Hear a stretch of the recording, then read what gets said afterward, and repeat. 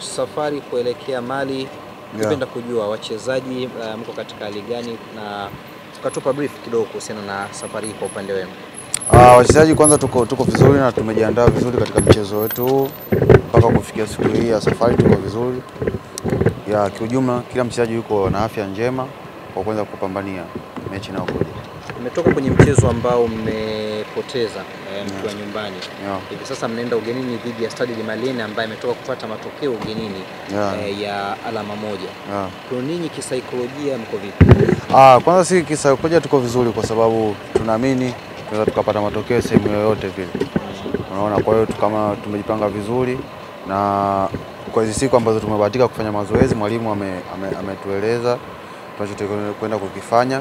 Kikubwa sisi kama wachezaji tumeweza kuongea kwamba wapi tulipoteleza, tunatakiwa tufanye nini tuweze kupata matokeo, kwa sababu hii ni mechi ambayo tunahitaji matokeo ya pointi 3 tofauti na vinginevyo. Kwa hiyo kila mchezaji anajua wajibu wake ni kufanya nini, na kikubwa tu ni kupambana ili tuweze kupata pointi 3, hakuna kingine zaidi ya hicho. Upande wa wachezaji baada ya kupoteza mchezo wa kwanza, kwa namna gani iliweza kuwafunza moyo?